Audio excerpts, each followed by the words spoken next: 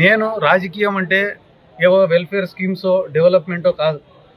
రాజకీయం అంటే గాన మొట్టమొదటి వచ్చేది లా అండ్ ఆర్డర్ని కంట్రోల్లో పెట్టడం, ప్రజలకు రక్షణ ఇవ్వడం. వీటిలో ఈ కూటమి ప్రభుత్వం కంప్లీట్గా ఫెయిల్ అయిందని చెప్పి ఈ సందర్భంగా నేను తెలియజేసుకుంటూ, ఎప్పుడైనా ఎవరైనా ఈ రాష్ట్రంలో పోయి ఏదన్నా సంక్షేమ పథకాలు ఇచ్చిన హామీలో నెరవేర్చినారా లేదా అంటే డైవర్షన్ కోసం రోజుకు ఒక టాపిక్. దాంట్లో తిరుమల వెంకటేశ్వర స్వామిని కూడా వాడుకున్నారు, కల్తీ లడ్డు అన్నారు, ఒకరోజు లిక్కర్ స్కామ్ అన్నారు, ఒకరోజు ఆడదాం ఆంధ్ర అన్నారు, ఒకరోజు మైనింగ్ స్కామ్ అన్నారు.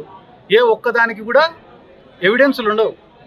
2017లోనో 18లోనో ఎప్పుడో ఎక్కడో ఏదో ఒక చిన్న గ్రామంలో గొడవ జరిగితే ఆ కంప్లైంట్ను కూడా తీసుకొని వచ్చి ఈరోజు వైఎస్ఆర్ కాంగ్రెస్ పార్టీ పైన కేసులు కట్టే పరిస్థితి. ఒక సామాన్యమైన సోషల్ మీడియా కార్యకర్త వైఎస్ఆర్ కాంగ్రెస్ పార్టీకి ఒక లైక్ కొట్టినాడని చెప్పి దానిపైన కేసులు కట్టే పరిస్థితి. ఈరోజు మొత్తం రాష్ట్రంలో ఉండే వైసీపీ వాళ్ళు, నిజం చెప్తానా, 2024 ఎలక్షన్ రిజల్ట్ వచ్చిన రోజున రాష్ట్రంలో వైఎస్ఆర్ కాంగ్రెస్ పార్టీ కార్యకర్తలందరూ కూడా డీలా పడిపోయినారు. ఏందిరా ఇట్లా ఓడిపోయినాం, ఏందిరా మన పరిస్థితి, రాజకీయాల్లో ఉందామా సాధించుకుందామా అని ఒక డీలా పడే పరిస్థితిలో ఉన్నారు.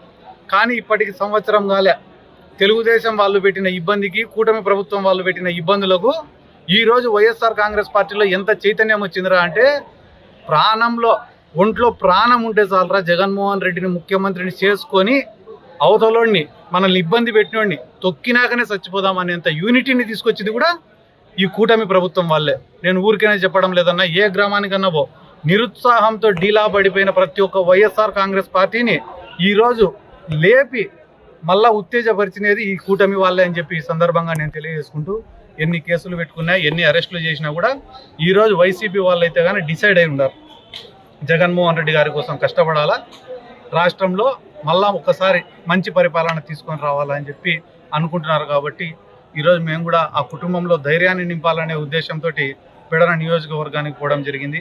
వాళ్ళతో మాట్లాడిన